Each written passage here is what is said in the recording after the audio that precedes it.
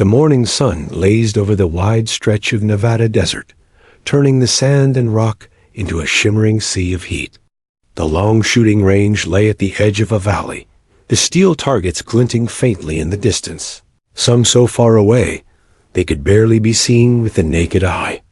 A thin line of flags ran along the terrain, fluttering lightly in the shifting winds, reminding everyone who came there that long-range shooting was not just about power but about mastering the invisible forces of nature. Trucks and jeeps were parked in uneven rows near the covered benches, where seasoned shooters lounged with their rifles resting on stands. Most were men, older and weathered, wearing camouflage hats, tactical gear, and shirts that declared their loyalty to famous firearm brands. The range wasn't just a place for practice. It was a proving ground, a quiet battlefield of pride.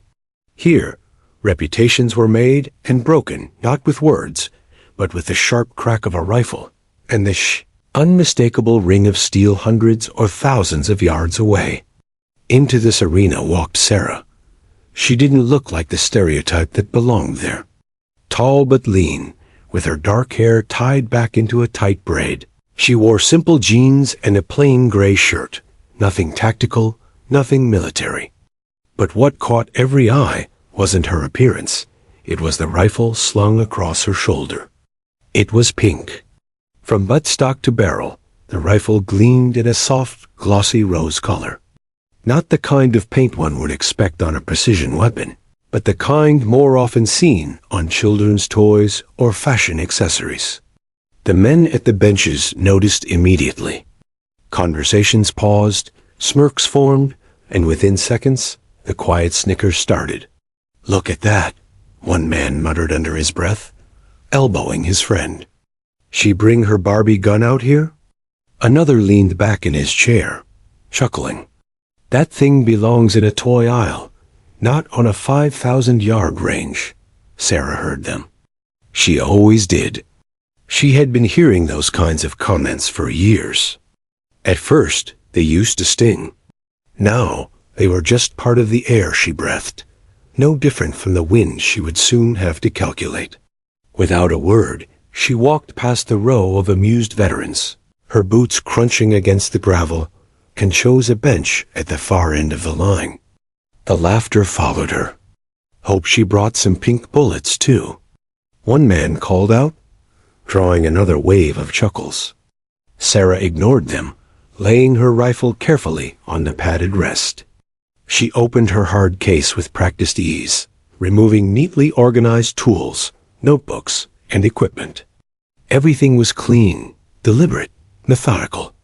While others laughed, she worked in silence, unscrewing the lens cap on her scope and checking the glass against the morning glare. She didn't need to answer their words. She never did.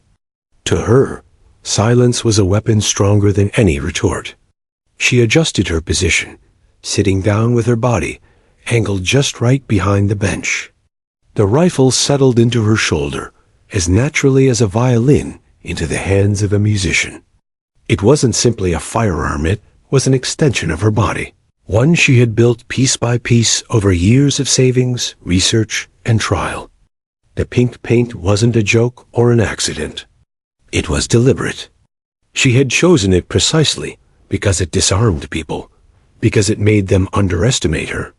And nothing gave her greater advantage than being underestimated.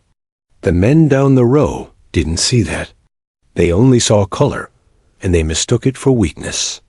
Sarah opened her small weatherproof notebook, its pages worn and filled with scribbles of equations, numbers, and diagrams. Every page carried calculations for bullet trajectories, angles, wind speeds, and elevation adjustments. She checked her notes against the range's posted distances, then lifted her head to study the flags in the distance. The wind was already shifting, subtle but constant. She made a mental adjustment. At the other benches, rifles thundered to life. The sharp cracks echoed across the valley as bullets screamed toward steel targets. Each shot was followed by silence, and either the high-pitched ping of a successful hit or the dull emptiness of a miss. Men cursed, laughed, or bragged, the familiar soundtrack of the range. But Sarah wasn't listening. She was watching.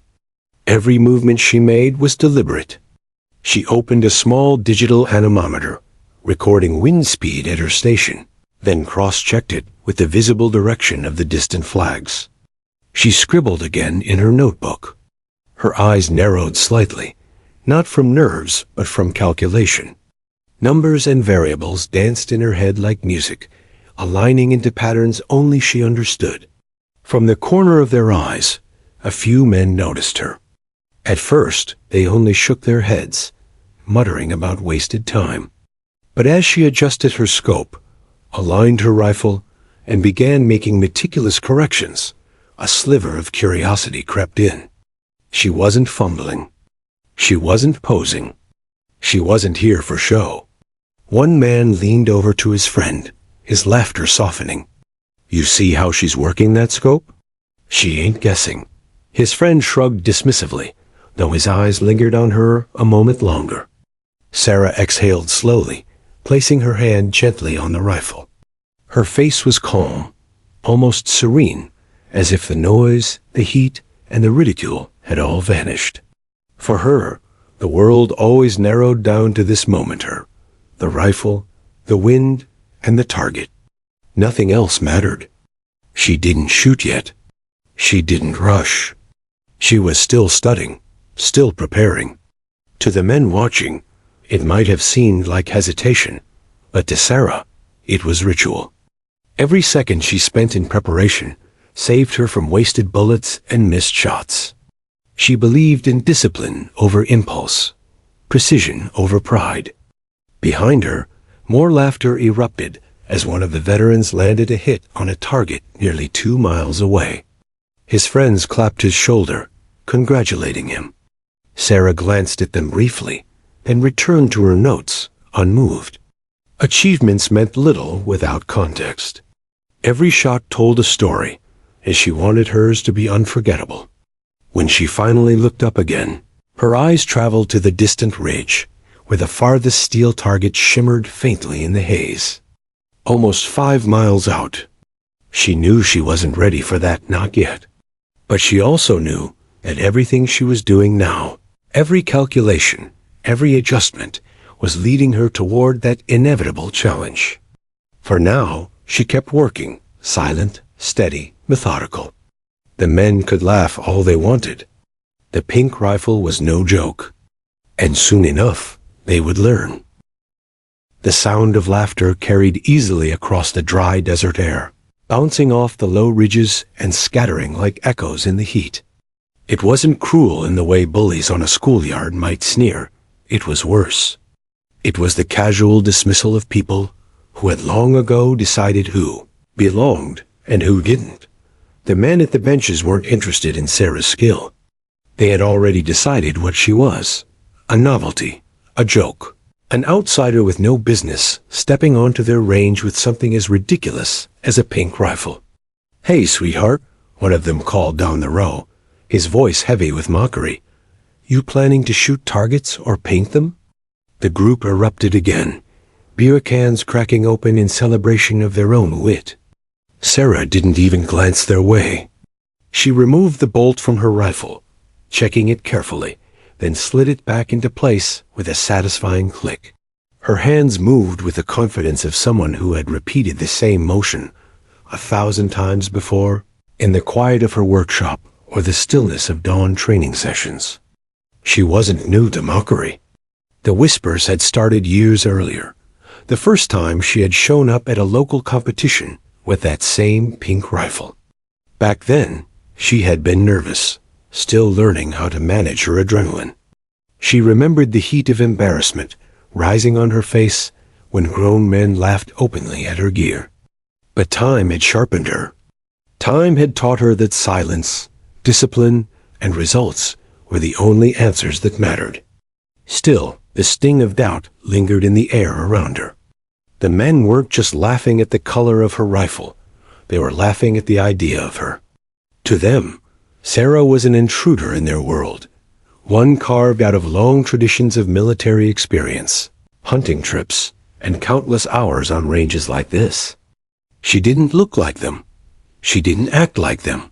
And she certainly didn't carry herself with the brash, competitive swagger they wore like armor. But Sarah's armor was invisible.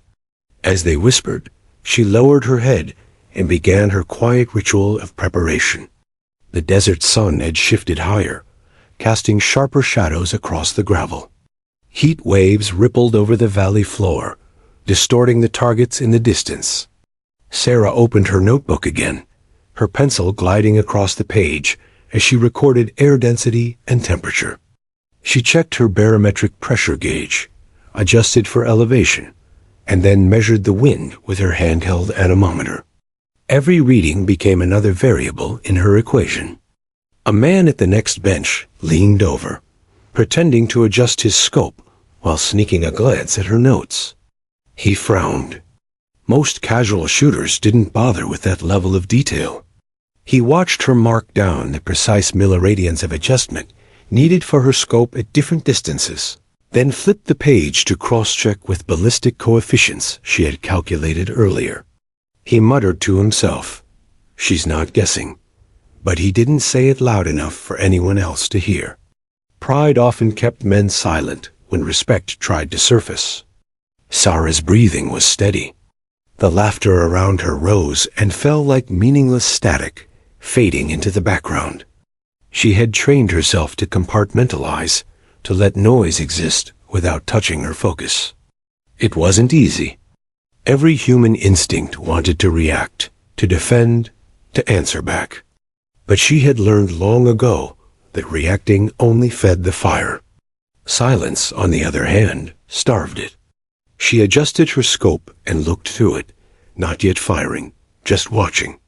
The crosshairs hovered over a target set at 1,000 yards, a steel plate catching the sun. It shimmered faintly in the heat mirage. She tracked the flag fluttering nearby, noting the steady crosswind. Her mind did the math automatically, converting miles per hour into angular adjustments. She didn't fire. Not yet. Instead, she pulled back, lifted her head, and watched the men down the row. Their rifles thundered one after another, each crack followed by the anxious wait for sound to travel.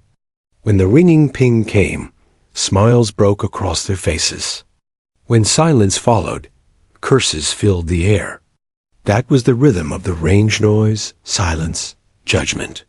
Sarah broke it with her own rhythm.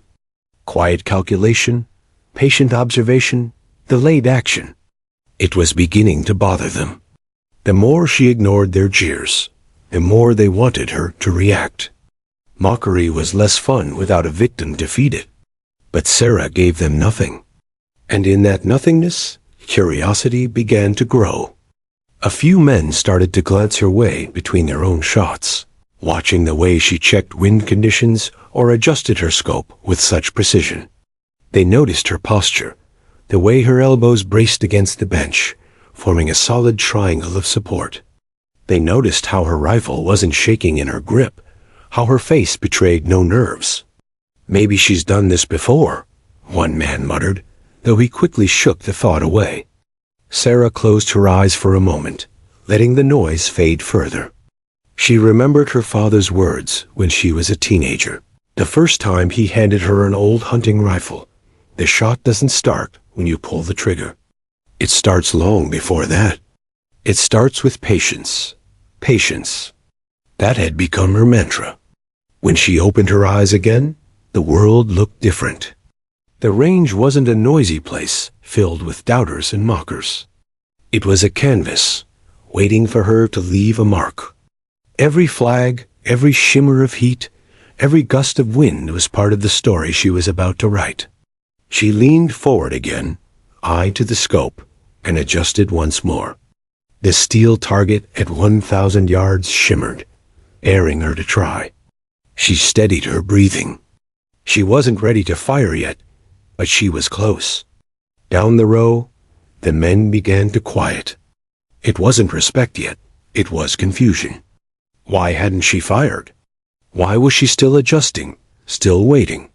Most shooters had already rattled off half a dozen rounds by now.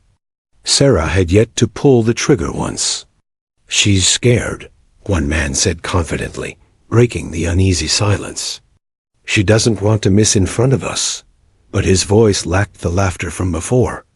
There was doubt in it now, a subtle tremor. Sarah heard him, but her hands never faltered. She knew what they didn't, that she wasn't there to win their approval. She was there to make a statement so undeniable that no amount of mockery could erase it. Every minute she waited was another layer of tension building, another step toward the silence she would one day command with a single shot. And so she kept working, kept adjusting, kept ignoring the whispers that swirled around her. The doubts weren't hers. They belonged to them. And soon they would choke on them. The desert air grew heavier as the sun climbed higher, waves of heat distorting the horizon until the steel targets seemed to dance like mirages. Sarah remained steady in her place at the bench, her hands calm, her movements unhurried. To the men around her, the minutes dragged. For Sarah, each moment mattered. She wasn't wasting time, she was gathering it, shaping it, turning it into quiet strength. Her rifle sat snug against the rest, its pink sheen gleaming almost defiantly under the sun. By now, the laughter had dulled. In its place hung an uneasy silence, broken only by the thunder of rifles and the occasional metallic ping from a distant target.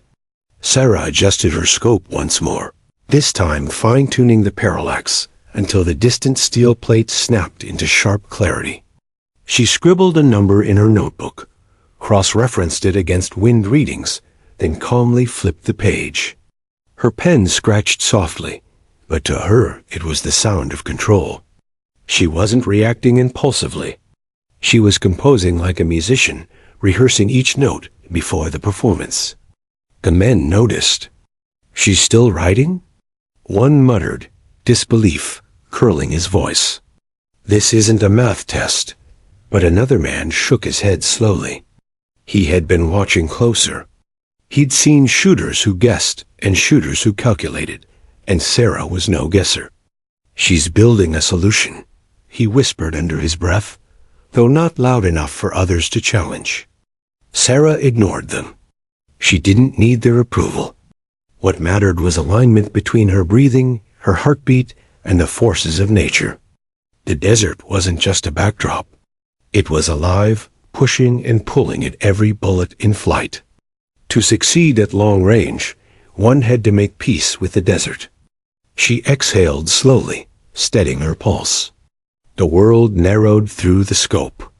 The target 1,000 yards away floated in the mirage, its edges bending in the heat. To most shooters, it was a challenge. To Sarah, it was an equation waiting to be solved. Her mind worked quickly but calmly. Wind drift, 2.5 minutes to the right. Elevation, 14 clicks up. Bullet drop, confirmed against trajectory tables. She turned the scope's dials, each adjustment smooth, deliberate. Still, she didn't fire. And that hesitation began to gnaw at the men around her. Shooters were creatures of action. They measured confidence by noise, by how quickly someone pulled the trigger, by how often the steel rang. But Sarah's confidence was different. It was quieter, deeper. It unnerved them because it didn't follow their rules. "She's stalling," someone finally said, forcing laughter that rang hollow. "She doesn't want to embarrass herself." But the truth whispered louder than the joke. What if she wasn't stalling? Sarah leaned back from the scope for a moment, taking in the range with her naked eyes. She scanned the flags, noted the faintest shift in their flutter, and marked it down. Her hand never hesitated. Her face remained unreadable, calm as stone. That calm was unsettling. The veterans were used to bravado shooters slapping backs, cursing the wind, boasting about impossible shots. Sarah offered none of it. She didn't need to. Her silence said more than their voices ever could. And slowly, the mood shifted. Whispers rippled down the line. She's done this before. She's too calm. Look at her notes. The laughter from earlier was gone, replaced by unease. No one would admit it yet, but a seed of doubt had been planted, not about Sarah, but about themselves. Because if she was as skilled as she appeared, then their earlier mockery hadn't just been cruel. It had been foolish. Sarah's fingers brushed the trigger lightly, testing its resistance. She wasn't firing, not yet. She was feeling the rifle, reminding herself of the bond between shooter and weapon. A rifle wasn't just steel and paint. It carried personality, quirks, subtleties. She had built hers carefully, each component chosen for balance and precision. And she had painted it pink for a reason, to remind herself that she wasn't here to fit their mold. She was here to break it. Her breathing slowed again. Inhale, exhale. Her pulse slowed, each heartbeat aligning with her timing. She leaned back into the scope, the target centering perfectly in the crosshairs. Now she could have fired. Now she could have proven herself. But still, she waited. Because Sarah understood something the others didn't. The first shot wasn't about hitting the target. It was about owning the moment. When she fired, it would no longer be preparation. It would be performance. And performance demanded perfection. The silence stretched on, broken only by distant cracks of rifles, not her own. Men shifted uncomfortably at their benches, sneaking glances her way when they thought no one was looking. What unnerved them wasn't that she hadn't fired. What unnerved them was that she didn't seem worried about it. Finally, one of the older men leaned back in his chair, arms crossed, eyes narrowing as he studied her. "That's not hesitation," he said softly, almost to himself. "That's confidence." The words hung in the air, heavier than any laughter had been. Sarah didn't smile. She didn't acknowledge the shift. She simply continued, methodical and patient, as though she had expected this all along. Her confidence wasn't loud. It wasn't the kind you announced. It was the kind you felt in your bones, the kind that made others uneasy without you saying a word. It was the kind that made a shooting range full of proud men fall quiet, watching, waiting, wondering. And that was Sarah's power. Not the pink rifle. Not the calculations. Not even the shot she had yet to take. It was her quiet confidence, steady, unshakable, undeniable, that began to silence the range before the bullet ever left the chamber. The sound of gunfire rolled steadily across the range, sharp cracks followed by long silences, the desert air swallowing each echo. Sarah remained in her lane, calm and unmoved, still making adjustments in her notebook. By now, most of the men had stopped laughing, though the occasional smirk lingered when they caught sight of her pink rifle gleaming defiantly in the sun. It was then that the voice rang out. "Hey, Barbie," someone shouted from down the line, his tone mocking, loud enough for everyone to hear. "Why don't you try the 5-mile shot?" A ripple of laughter spread instantly. The farthest steel target sat nearly invisible on the distant ridge, shimmering like a ghost in the heat. To most shooters, even the idea of hitting it was absurd. It was a shot whispered about in long-range circles, attempted only by a handful of elite marksmen with specialized equipment. Even then, the success rate was minuscule. It was the kind of challenge people joked about, not one they ever truly expected someone to accept. The men leaned back in their chairs, grins spreading as they watched her. Surely now, she would blush, shake her head, maybe even pack up her gear in embarrassment. Surely this would be the breaking point, where her quiet composure cracked under their collective pressure. But Sarah didn't flinch. She lifted her head from the scope slowly, her braids sliding across her shoulder as she turned to face the voice. Her eyes, calm and unshaken, locked on the man who had called her out. She didn't speak immediately. The silence stretched, heavier with each second.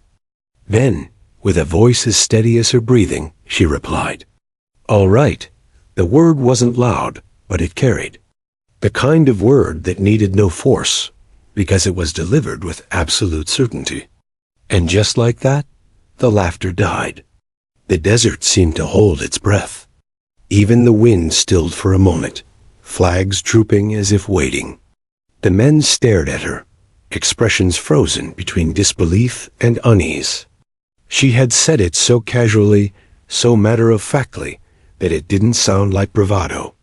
It sounded like inevitability. "You're joking," the man said finally, his smirk faltering. Sarah didn't answer. She simply turned back to her rifle and began adjusting the scope. The mood shifted instantly. What had started as a joke was now something else entirely. The men exchanged glances, their grins uncertain. Nobody ever actually accepted that challenge. It wasn't supposed to be real. But Sarah had made it real. Whispers spread down the line. "She's not serious. She can't be serious.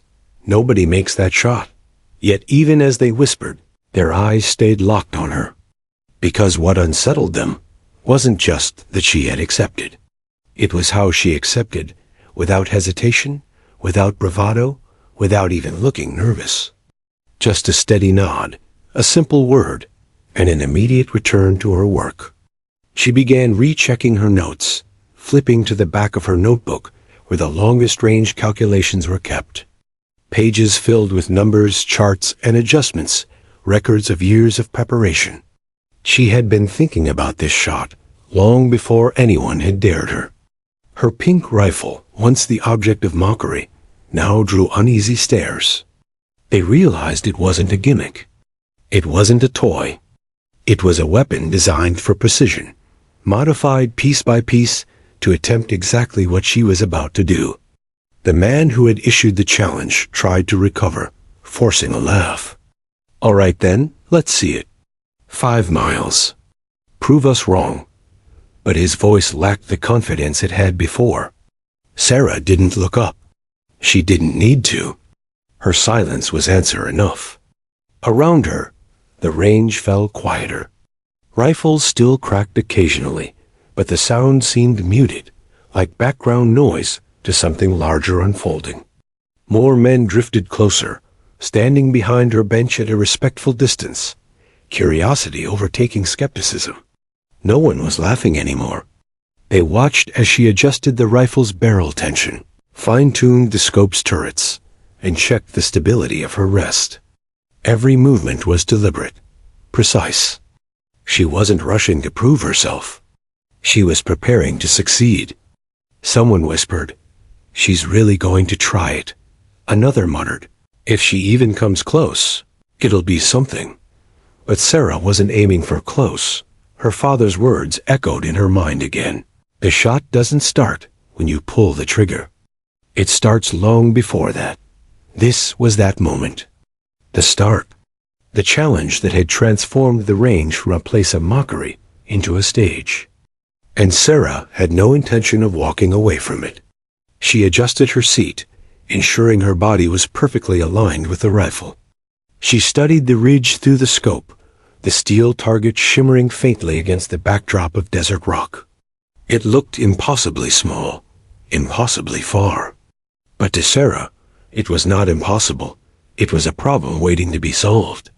And men continued to whisper, but now their voices carried something new. Anticipation. They weren't mocking anymore. They were waiting, watching, wondering, and Sarah gave them nothing but her calm silence. Her acceptance of the challenge hadn't just shifted the mood of the range, it had silenced it. The same men who once laughed at her pink rifle now stood motionless, caught between doubt and awe. Because deep down, they knew that the difference between a joke and a legend was only one shot. And Sarah was about to take it. The challenge hung in the air like a thundercloud no one could ignore. A 5-mile shot. To most, it was absurd, something you bragged about over beers, but never attempted in reality. Yet Sarah hadn't laughed, hadn't argued, hadn't even hesitated. She had simply accepted. And now every eye at the range followed her every movement, waiting to see if she was reckless or remarkable. Sarah didn't think of it as reckless. For years, she had studied the science of long-range shooting, working through equations most shooters ignored. Ballistics wasn't just theory for her, it was survival, patience, control. She had always known that one day she would face a challenge that separated belief from proof. Today was that day. She started by breaking her rifle down to its core. With careful hands, she unlocked the barrel tensioning system and adjusted it a fraction of an inch, compensating for the expected thermal expansion under the desert sun. The pink rifle gleamed, no longer a novelty, but a symbol of engineering precision. She ran a bore snake through the barrel, ensuring not a trace of dust or copper fouling would disrupt the bullet's path. Every detail mattered. At 5 miles, even a grain of sand could alter destiny. The men around her fell silent. Some crossed their arms, leaning closer without admitting their interest. Others pretended to keep shooting, but their eyes kept flicking back toward her bench. She set the rifle down and pulled out her laminated range maps, worn at the edges from years of use. Her fingers traced the topography of the valley, the incline, the crosswinds channeled by gullies, the shifting thermals that rose from darker patches of rock. She knew the terrain like a chess player knew the board. Each flag in the distance, each shimmer of heat became another piece to account for. From her bag, she pulled a compact weather station, setting it up beside her bench. It hummed softly, recording wind speed, direction, humidity, and barometric pressure. She jotted numbers quickly, comparing them against her ballistic tables. The pencil scratched across the page, her calculations forming neat columns of adjustments. She spoke to no one. She didn't need to. Her silence spoke volumes. One of the veterans finally muttered, "She's treating this like a science project." Another replied quietly, "That's exactly what it is." Sarah flipped to the back of her notebook, where her most complex equations were scrawled. She began calculating the Coriolis effect, the subtle deflection caused by Earth's rotation over extreme distances. It was something most shooters never considered, but at 5 miles, the planet itself became part of the equation. A fraction of a degree wrong, and the bullet would miss by yards. Her pencil paused as she did the math in her head, then resumed with certainty. She adjusted her scope accordingly, each click deliberate, each setting checked twice. By now, the entire range had shifted. No longer were men laughing and shouting across benches. No longer did rifles fire in reckless bursts. One by one, shooters lowered their weapons to watch her. The woman with the pink rifle had turned the range into a classroom, and every man there had become her silent student. Sarah pulled out her ammunition box, selecting her rounds carefully. Each cartridge gleamed in the light, hand-loaded by her own precision. She measured them one by one with a caliper, checking seating depth and consistency. Only when she was satisfied did she line them neatly in a row. Her movements were steady, methodical, unhurried. There was no rush, no nervous fidgeting. She had built this rifle for this very kind of shot. Every part had been chosen, tested, perfected. The paint may have been pink, but inside, it was a machine of relentless precision. She lifted her head for a moment, scanning the ridge where the target shimmered faintly. It looked impossibly far, a speck against the desert rock. But Sarah didn't see distance. She saw variables, all waiting to be aligned. The desert wind picked up slightly, flags dancing in uneven rhythm. Sarah read them instantly, her mind converting their flutter into numbers. She adjusted again, noting how crosswinds at different distances conflicted, twisting the bullet's path like an invisible serpent. Few shooters ever accounted for layered winds. Sarah did. A man who had issued the challenge shifted uncomfortably in his seat. He had expected a joke, a nervous retreat, maybe a wild shot that would prove him right. Instead, He found himself watching someone who was treating the impossible as inevitable. Is she really going to do this? He whispered, more to himself than anyone else. No one answered. Sarah placed a round into the chamber, closing the bolt with a smooth, practiced motion. She didn't fire. Not yet. Instead, she rested her cheek against the stock, testing her position. Her elbows anchored into the bench, forming a solid foundation. She adjusted the bipod slightly, ensuring no wobble remained. Her breathing slowed, her heartbeat steady, her body becoming one with the rifle. She pulled back again, checked her notes, recalculated once more. She wasn't content with close, she demanded precision. Every second she delayed deepened the tension. The men shifted on their feet, whispering less, staring more. They expected her to break, to falter, to show a crack in her calm. But Sarah gave them nothing. Finally, she exhaled deeply, as if releasing the last of the outside world. The preparation was done. The rifle was ready. The math was complete. The desert had been read like scripture. All that remained was the shot. The man who had mocked her swallowed hard, his smirk long gone. Around him, the other shooters leaned closer, silent, reverent almost. They understood now that they weren't about to witness a joke. They were about to witness history attempt to right itself. Sarah settled back into position, her eye locked on the distant target. Her hands were steady, her mind clear. She knew the risk, knew the odds, knew how easily the desert could swallow a bullet. But she also knew something they didn't. She knew she was ready. And as she pressed her cheek firmly against the pink rifle's stock, the entire range seemed to hold its breath, waiting for the moment when silence would give way to thunder. The desert had fallen into an unnatural silence. No laughter. No chatter. Even the random crack of rifles that had filled the morning air had stopped. Every shooter at the range had abandoned their own targets and gathered, standing just far enough behind Sarah not to break her concentration. They stood as though attending a ceremony. Sarah's pink rifle lay perfectly aligned on the bench. Through the scope, the steel target 5 miles away shimmered faintly on the ridge, a ghost flickering in the heat. To most, it seemed too distant to even see clearly, let alone hit. But to Sarah, it wasn't distant, it was precise. It was math. It was alignment. It was destiny. She drew a long, slow breath, letting her ribcage expand fully before releasing it. Her father's voice lived in her mind. Control your breathing, and you control the shot. The bullet follows your lungs before it follows the barrel. Her cheek pressed lightly against the stock, her eye locked into the scope.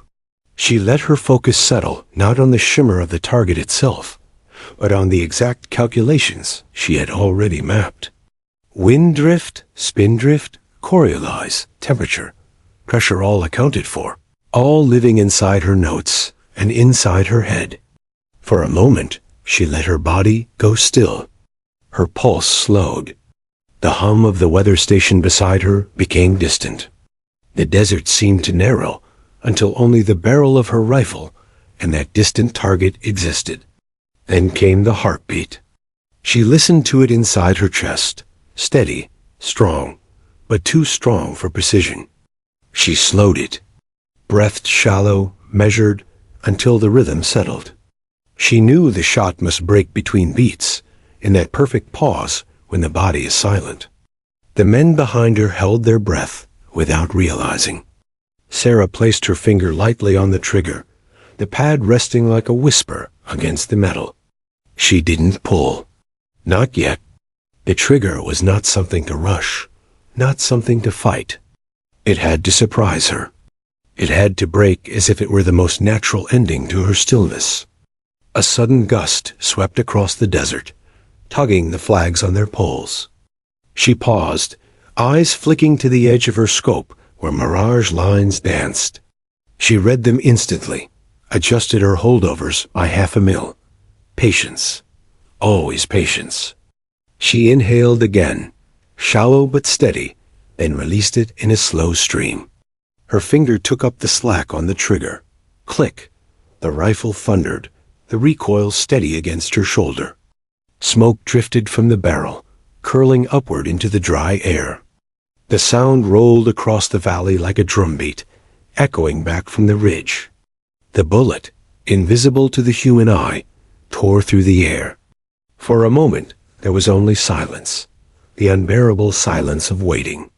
5 miles was an eternity for a bullet. The men behind her leaned forward unconsciously, straining to see through spotting scopes, binoculars, anything they had. The steel target, a faint shimmer in the distance, seemed to mock them with its stillness. Then came the faintest ping. Metal on metal, carried across the valley like a rumor. The silence broke. Gasps, mutters, curses. No way. That can't be right. Did you hear that? Sarah didn't move. She didn't celebrate. She stayed locked in her scope, watching. Her face remained calm, her breathing steady. She knew one shot meant nothing. Precision wasn't luck, it was repeatability. She chambered another round. The men barely breathed. The desert seemed to shrink even further, the sun glaring down as if curious to see what came next. Again, Sarah slowed her pulse, controlled her breathing, adjusted for the shifting wind. Again, her finger rested gently, patiently, until the rifle spoke with thunder. Another eternity. Another faint ping. This time the whispers grew louder. She did it again. 2 times. That's impossible. The man who had mocked her sat rigid, his smirk erased, his face pale under the desert sun. Sarah remained stone still. She loaded a 3rd round. The process repeated: breath, pause, pressure, thunder. And once more, after the desert's long silence, the steel answered her with its ringing voice. The range erupted. Men who had sneered now cheered involuntarily, unable to deny what their own ears told them. Some clapped. Others shouted. A few simply stood in stunned silence, their pride crumbling under the weight of what they had just witnessed.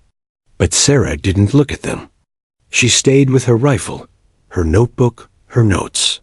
She recorded the data, the wind shift, the minor adjustment, the exact seconds of flight. This wasn't glory for her. This was science, proof, confirmation. Only when she was finished writing did she look up. Her braids slid over her shoulder as she turned her head slightly. Her eyes swept across the men who had doubted her, mocked her, laughed at the pink rifle. She said nothing. She didn't need to. The target had spoken louder than she ever could. The man who had called her Barbie looked away first. His hands fidgeted against his chair. He wanted to argue, to claim luck, to dismiss it as a trick. But there were too many witnesses. Too many pings that echoed still in their ears. Sarah stood finally, stretching her back. She unloaded her rifle, placed it safely on the bench, and packed her notebook. Her movements were calm, unhurried, as though she had simply finished another training session. The crowd parted silently to let her through. Some nodded with respect. Some lowered their eyes. Some stared in awe. Not one dared to laugh. The pink rifle glinted in the sun as she carried it past them, its color now a badge of defiance and triumph. The 5-mile shot wasn't supposed to be possible, but Sarah had made it real, and nothing on that range or in their minds would ever be the same again. For a long moment the desert was still, not the still of windless heat or midday mirage, but the still of disbelief. The men at the benches, the veterans who had mocked her just hours before, had frozen.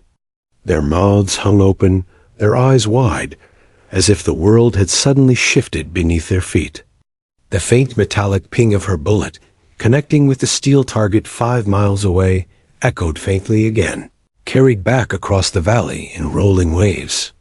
It was not loud, not spectacular, but precise and undeniable. It was proof, not luck, not theatrics. Sarah stood by her bench, calm as the desert itself, her pink rifle resting in her hands.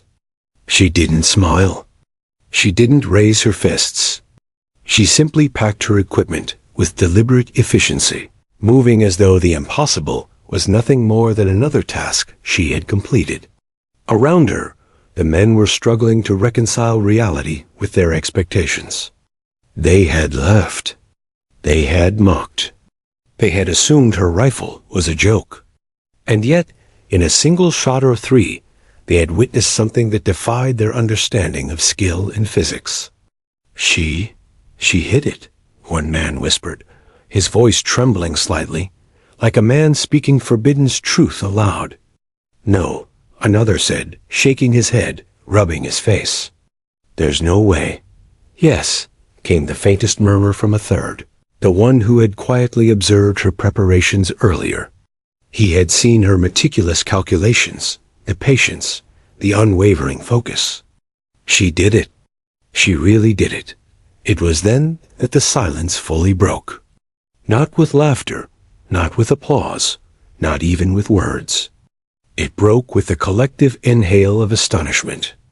A range full of hardened, confident marksmen found themselves suddenly small, humbled by a single human who refused to conform to expectation. Sarah's calm had become a mirror for their uncertainty. They realized that nothing they had known, their training, their years of experience, their bravado could account for what they had just witnessed. The bullet hadn't missed. It hadn't wavered. It hadn't given even the smallest margin for doubt. It had traveled 5 miles through wind, heat, and gravity, and struck the target dead center. Even the man who had mocked her earliest on arrival swallowed hard. His smirk was gone, replaced by a blank, almost fearful awe. He had expected theatrics, a wild fluke, a lucky shot. But luck had nothing to do with it. This was skill, discipline, precision honed over years. And it came in a pink rifle he had once thought a toy. A younger shooter, previously one of the loudest cheerers, finally spoke. I can't believe that just happened, he said, his voice cracking. His hands fidgeted nervously as he adjusted his cap, unsure whether to apologize or simply stare. She's insane. In a good way. Across the line, a murmur of respect began to ripple. Some nodded to one another, silently acknowledging that they had underestimated her. The hierarchy of the range, built over decades of experience and ego, had shifted in an instant. The woman with the pink rifle had rewritten the rules without a word of explanation, without a boast, without theatrics. And yet, Sarah remained composed. She didn't allow herself the satisfaction of their admiration. Her calm wasn't arrogance, it was focus. There was more to consider, more data to record, more variables to observe. Even with the impossible shot made, the work of mastery never truly ended. Still, she noticed the subtle shift in their eyes, the quiet deference that had replaced mockery.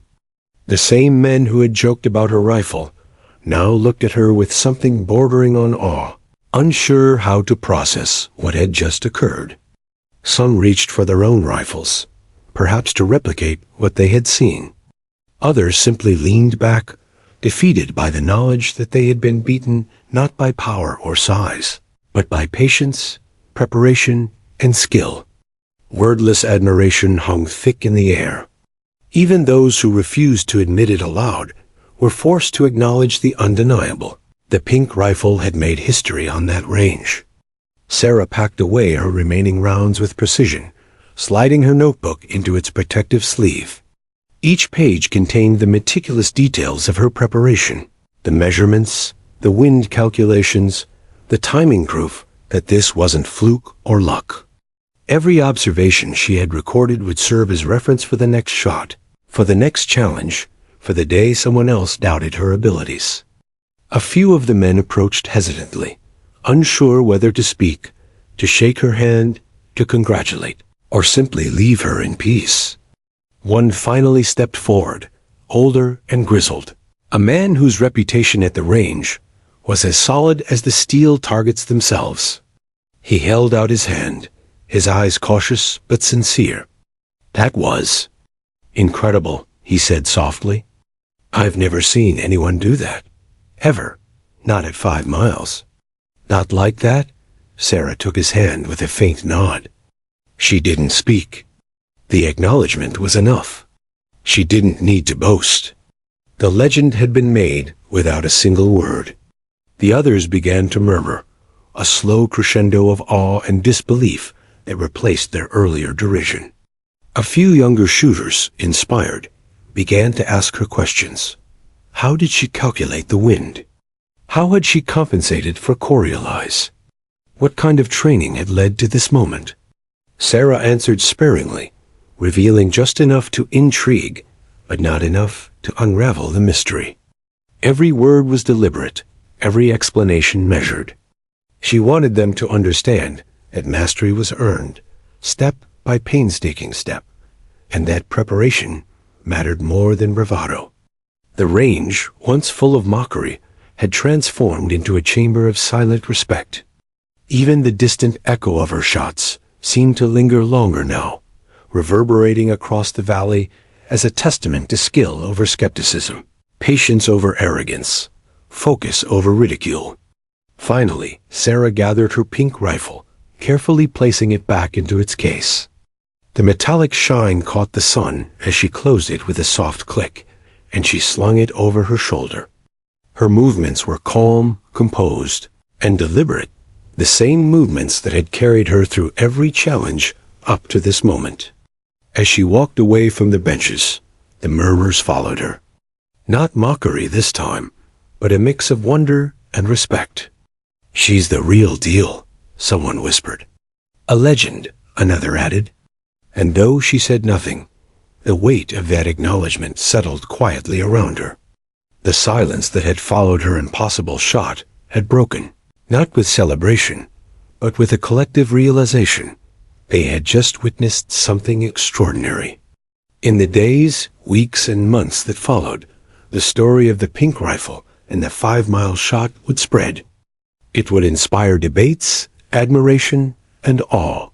The range that had once been a theater of mockery had become a proving ground where one woman had defied expectations, silenced doubt, and left a permanent mark on the world of precision shooting.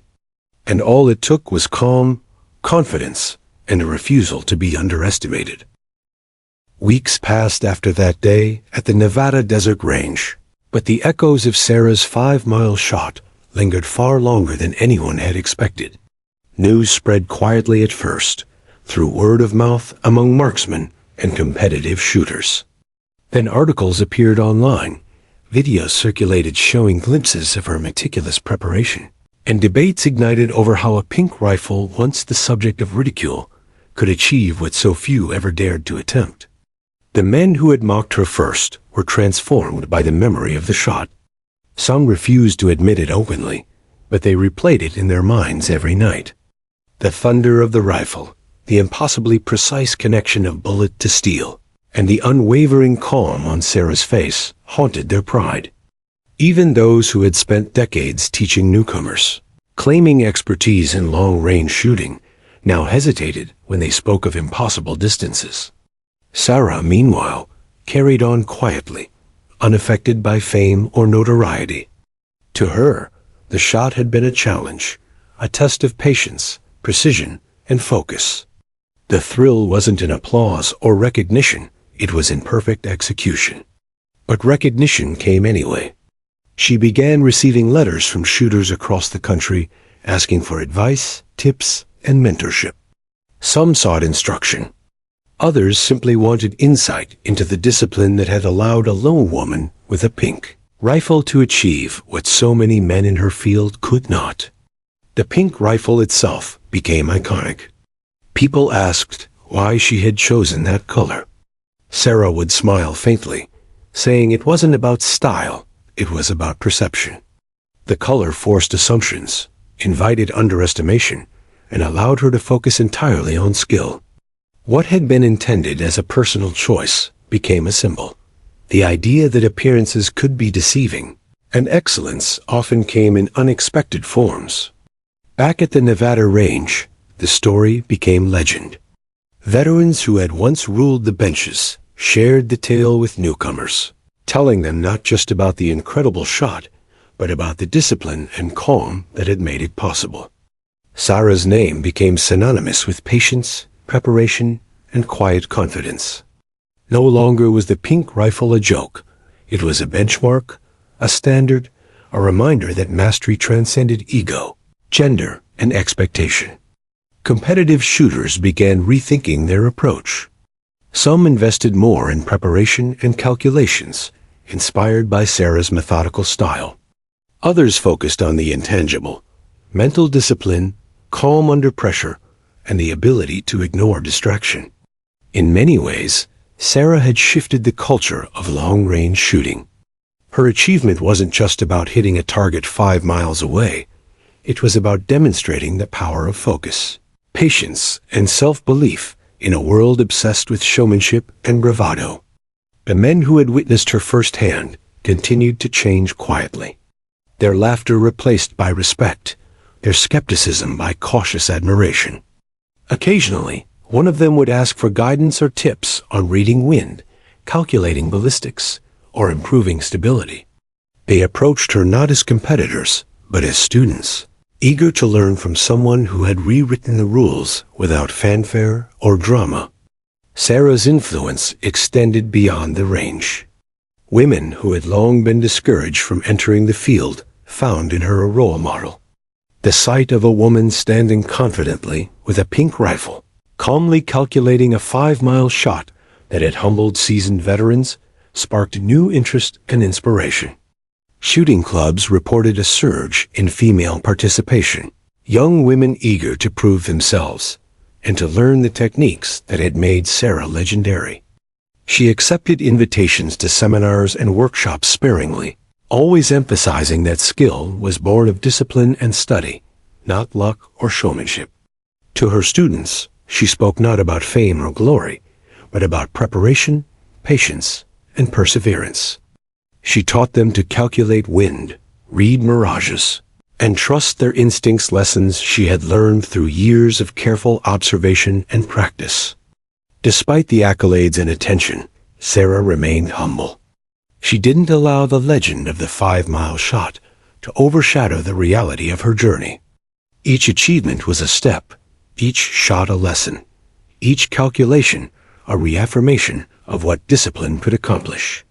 She encouraged shooters to value patience over impulse, method over spectacle, and quiet confidence over arrogance. Time passed, and Sarah continued to challenge herself.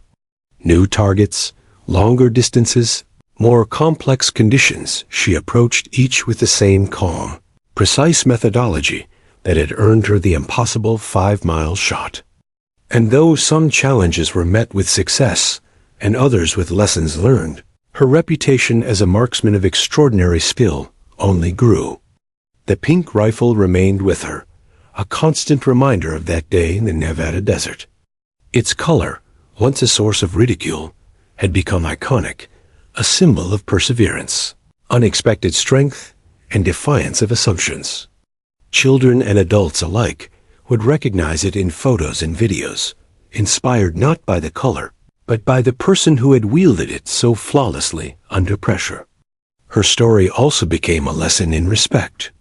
Men and women alike learned that dismissing someone based on appearances, gender, or unconventional choices could blind them to extraordinary talent.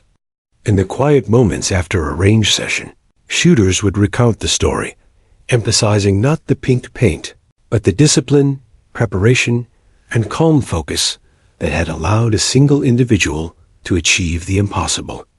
Eventually, Sarah's name became synonymous with precision shooting itself. She received invitations to speak, consult, and mentor across the country. Yet she always returned to her roots, the range, the calculations, the relentless pursuit of mastery. Fame never altered her approach. She had discovered something far more important than recognition, the joy and fulfillment of doing what she loved with absolute dedication. And so, her legacy endured. It wasn't only in the record books or the videos online. It lived in the hearts of those she inspired, in the quiet confidence of new shooters, and in every mind that learned to respect skill over stereotype. Her 5-mile shot remained a benchmark, a story told countless times at ranges, in workshops, and among enthusiasts, a tale of patience, precision, and unyielding focus. In the end, the pink rifle was never just a rifle. It was a statement, a challenge to assumptions, and a symbol of possibility. Sarah herself became the embodiment of that lesson. Quiet, methodical, unstoppable, she had silenced doubt, rewritten expectations, and left a mark that would resonate for generations. And wherever the desert stretched and rifles cracked across long-range targets, the legend of the woman with the pink rifle and the impossible 5-mile shot lived on.